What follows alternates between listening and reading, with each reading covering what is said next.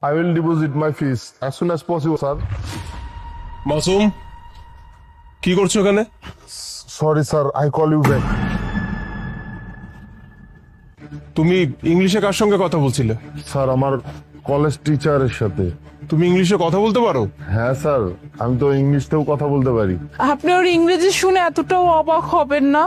ও যে ইংলিশটা বললো, এরকম ইংলিশ দু চারটে ইংলিশ এখনকার সময় সবাই পারে। এখন তো ইউটিউবে ইংলিশ শেখা কোনো ব্যাপারই না। হয়তো ইউটিউব চ্যানেল দেখে কয়েকটা ইংলিশ শিখছে, আর এগুলাই হয়তো কাউকে ফোনে শোনাচ্ছে নিজেকে একটু বড় করার জন্য, আর কিছুই না। ওকে এত ইম্পর্টেন্স দেওয়ার দরকার নেই স্যার। মুনা, ফ্লুয়েন্টলি ইংলিশে কথা বলা আর মাঝে মধ্যে দুই চারটা ওয়ার্ড ইংরেজিতে কথা বলার মধ্যে না আকাশ আর পাতাল তফাৎ। ও যেভাবে ইংলিশে কথা বলছিল তাতে বোঝা যাচ্ছে ও একজন শিক্ষিত মানুষ। কি মাসুম, তুমি পড়াশোনা জানো? স্যার আমি একজন কম্পিউটার ইঞ্জিনিয়ার, কিন্তু পড়ালেখা পুরোটা শেষ করতে পারিনি। হোয়াট? তুমি কম্পিউটার ইঞ্জিনিয়ারিং নিয়ে পড়াশোনা করেছো? তো তুমি আমার কোম্পানিতে সিকিউরিটি গার্ডের জব কেন করছো? তুমি তো চাইলেই যে কোনো একটা আইটি সেক্টরে জব নিতে পারো, তাহলে এই জবটা কেন করছো? স্যার বাধ্য হয়ে। বাধ্য হয়ে? কিসের এত বাধ্যবাধকতা? আচ্ছা এক মিনিট, তোমার সঙ্গে আমি পরে পরে কথা বলছি। হ্যালো, আচ্ছা তোমাদের সমস্যাটা কোথায়? 10 জনের টিম আমি রেডি করে দিলাম, তারপরে প্রজেক্টটা তোমরা হ্যান্ড ওভার করতে পারছো না। স্যার আমি কথা বলছি মাছু, আমি তোমার সঙ্গে পরে কথা বলি। আচ্ছা বলো, তোমাদেরকে আর কতদিন সময় দিতে হবে বলো? তোমাদেরকে স্যালারি দেওয়া হয় কেন যদি একটা প্রজেক্ট তোমরা ঠিক মতো সাবমিট করতে না পারো? স্যার আপনি যে প্রজেক্টের কথা বলতেছেন, এই প্রজেক্ট আমি ক্লিয়ার করে দিতে পারবো। হোয়াট? আচ্ছা আমি তোমাদেরকে পরে পরে ফোন দিচ্ছি।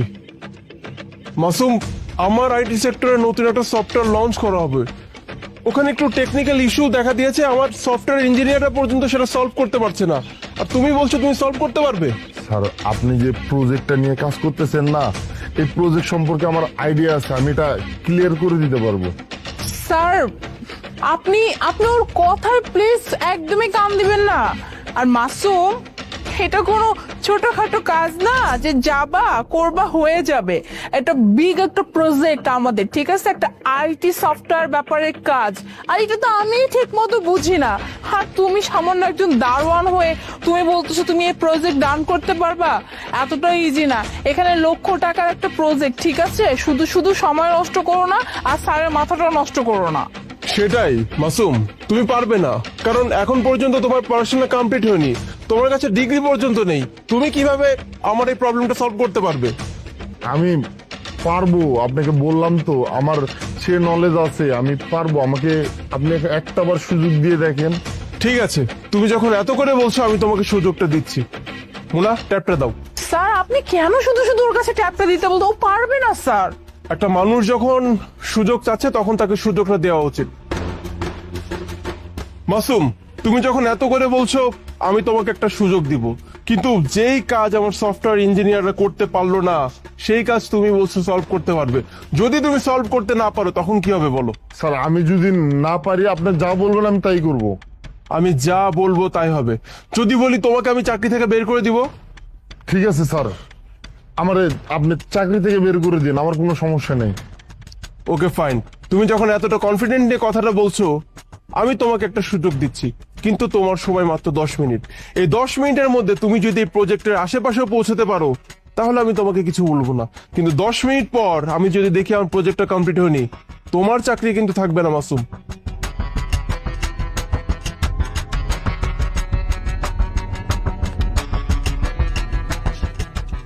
Masum, time is running out, fast. দেখো মাসুম, আমি জানি এই কাজ তুমি পারবে না, অতএব পরাজয় স্বীকার করো, দাও আমার ট্যাপটা, আমাকে ফেরত দাও। Sir complete. What? Oh my God! Muna দেখো। রিয়েলি স্যার, এটা তো সত্যি সত্যি কমপ্লিট হয়ে গেছে। মানে মাসুম, তুই কিভাবে পারলি এটা কমপ্লিট করতে?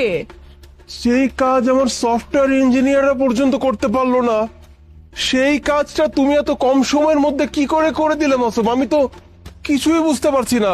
তুমি তো এখন পর্যন্ত পড়াশোনা কমপ্লিট করতে পারোনি।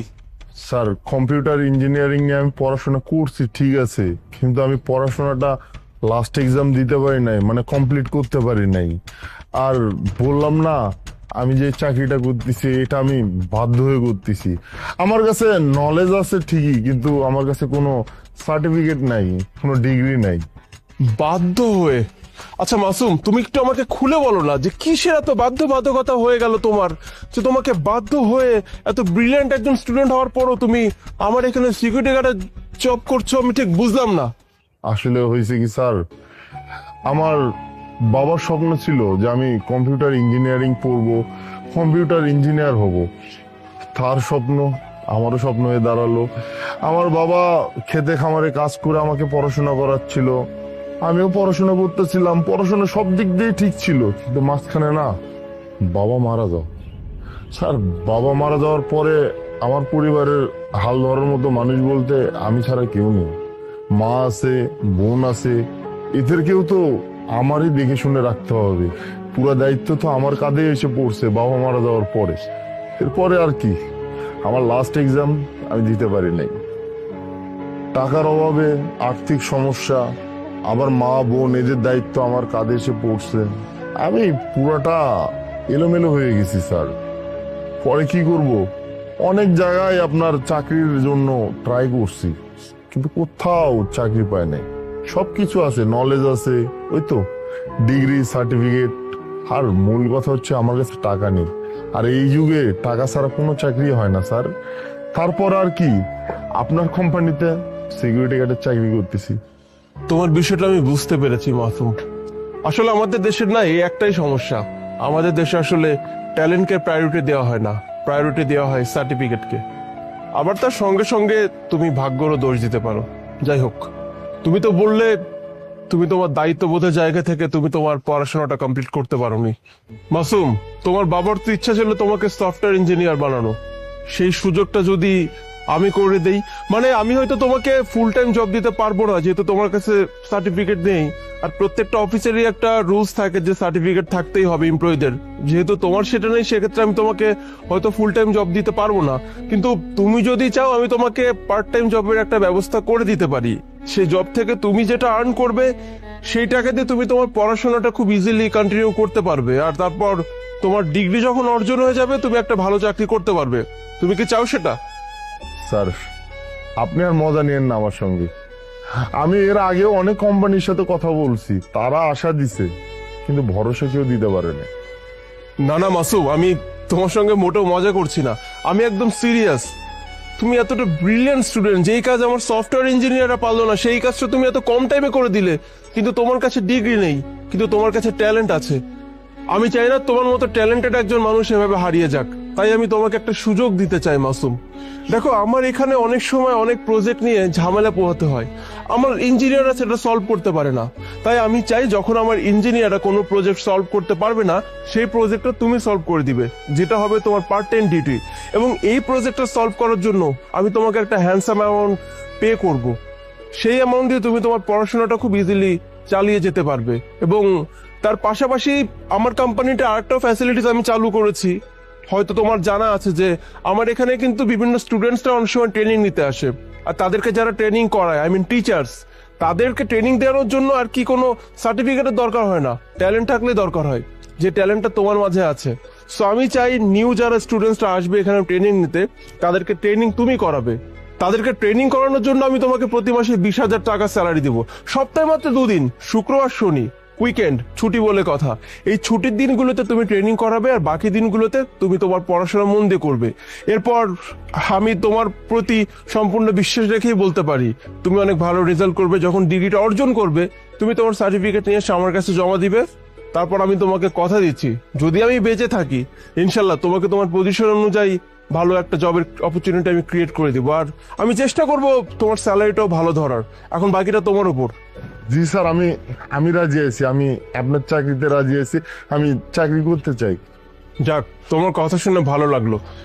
একটা কথা সবসময় মাথায় রাখবে মাসুম, জীবন সবসময় মানুষকে সুযোগ দেয় না, সুযোগ একবারই আসে, আর সেই সুযোগটাকে লুফে নিতে হয়। যাই হোক, আজকে থেকে তোমাকে আর এখানে সিকিউরিটি গার্ডের দায়িত্ব পালন করতে হবে না। তুমি আবার নতুন করে পড়াশোনা করবে, সার্টিফিকেট অর্জন করবে, এই স্বপ্নটা আবার দেখা শুরু করে দাও। আর মোনা, কালকে থেকে এখানে নতুন একজন সিকিউরিটি গার্ডকে যেন নিয়োগ করা হয়। ঠিক আছে স্যার, আপনাকে অনেক অনেক ধন্যবাদ।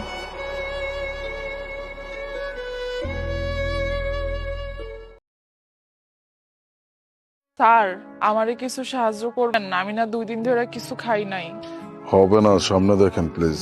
দেন না স্যার, এমন কইরেন না, আমার অনেক খিদা লাগছে। আমি তো বললাম হবে না, সামনে যান। একটু দেখাই নিতেন স্যার। আরে বাবা বল। নদী, বোন তুই এখানে, তোর এই অবস্থা কেন? বোন? কে বোন? কার বোন? কেমন বোন?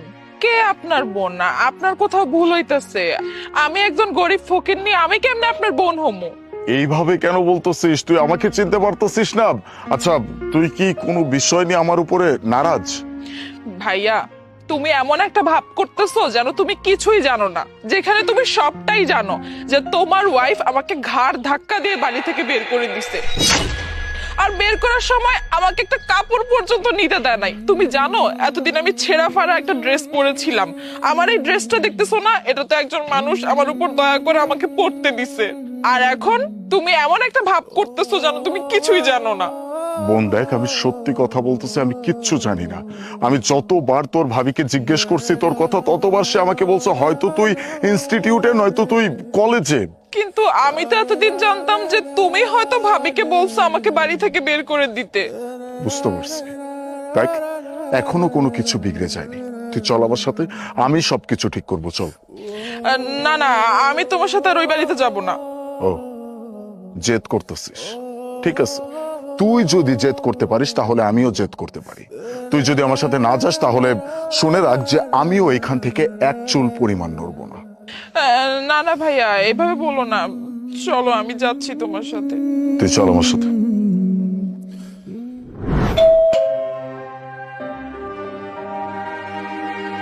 তুমি? হ্যাঁ, ওই হঠাৎ করে ছুটি পেয়ে গেলাম কয়েকদিনের, তাই চলে আসলাম। তো ভালো কথা আসছো, তুমি আমাকে একটা কল দিতে পারতে, আমি রান্না বান্না করে রাখতাম। একটু সারপ্রাইজ দিতে চাইছিলাম। আচ্ছা ঠিক আছে, যেহেতু চলে আসছো, ফ্রেশ হও, আমি তোমার জন্য চা বানিয়ে নিয়ে আসতেছি। আচ্ছা, ওই নদী কোথায়? নদীকে দেখছি না।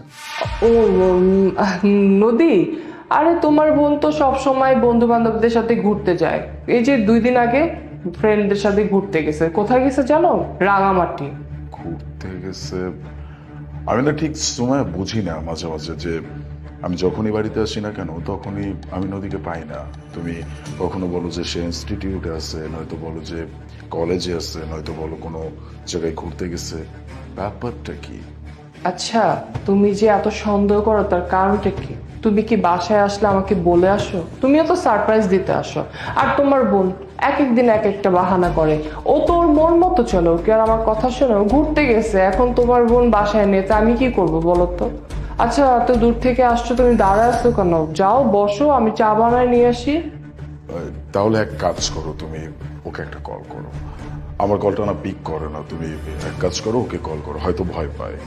কি বলতেছো? একটা মেয়ে ঘুরতে গেছে, ফ্রেন্ড সার্কেলের সাথে আছে, এখন আমি কল দিব? আর তাছাড়া তুমি জানো না ওইদিকে নেটওয়ার্ক পাওয়া যায় না। এটা ঠিক বলছো যে পাহাড়ের এরিয়াতে নেটওয়ার্ক একটু কমই পাওয়া যায়। আচ্ছা, আমি না তোমাকে একটা জিনিস দেখাইতে চাই। কি কি দেখানোর ছিল? এক মিনিট, ভেতরে আসো।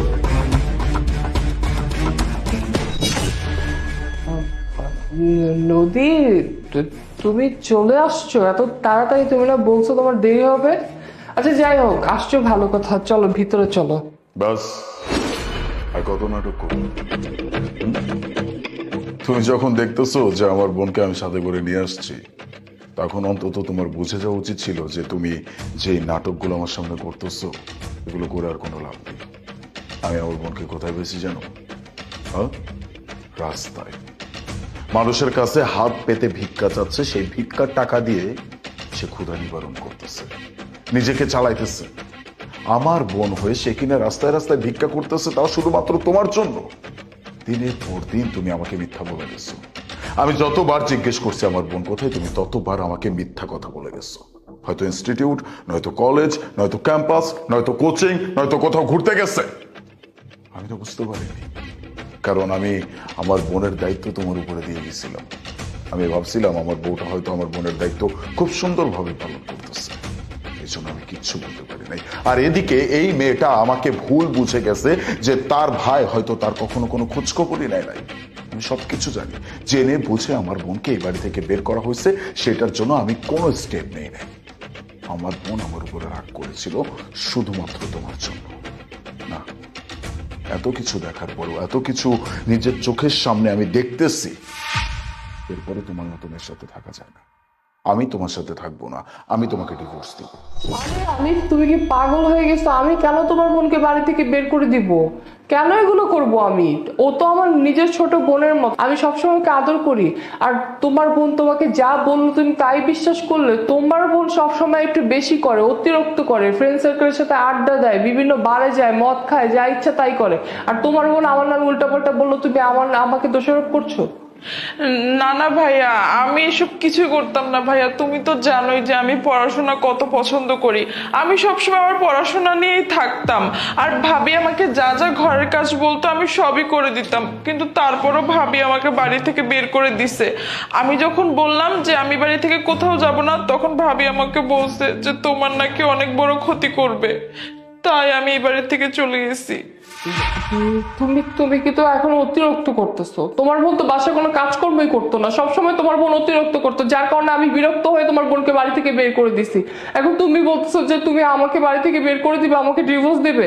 কতটা নিকৃষ্ট মানুষ হইলে এরকম কথা বলতে পারে, এরকম কাজ করতে পারে? আমার বোন তোমার কি এমন ক্ষতি করছিল, হ্যাঁ, যার জন্য আমার বোনের সাথে তুমি এমন কাজ করছো? যাই হোক, আমি যা শোনার আমি শুনছি, আমি যা বোঝার বুঝে গেছি, আমার আর কিছু বোঝার বাকি নেই। আমি যেটা বুঝছি সেটাই হবে। যে মানুষটা আমার বোনের সাথে এমন কাজ করতে পারে, সেই মানুষটাকে আমার জীবনে কোনো দরকার নেই। বেরিয়ে যাও, আমি ডিভোর্স লেটার সময় মতো পাঠিয়ে দিব। আউট। আলিফ, আলিফ, আমার কথাটা শোনো প্লিজ। আমার ভুল হয়ে গেছে, আমি আর কোনোদিন এরকম করবো না। তুমি আমাকে ডিভোর্স দিও না, আমি তোমাকে ছাড়া থাকতে পারবো না। আম সরি, প্লিজ তুমি আমাকে একটা সুযোগ দাও। আহ, ভাইয়া থাক, বাদ দাও। ভাবি যখন নিজের ভুলটা বুঝতে পারছে, ভাবিকে শেষবারের মতো একটা সুযোগ দাও, ভাবিকে ক্ষমা করে দাও। ঠিক আছে, এটা তোমার ফার্স্ট এবং লাস্ট ওয়ার্নিং। আজকের পর থেকে আমার বোনের সাথে এমন কিছু করা তো অনেক দূরের কথা, যদি চিন্তাও করছো সেটার ফল কিন্তু ভালো হবে না। চলো।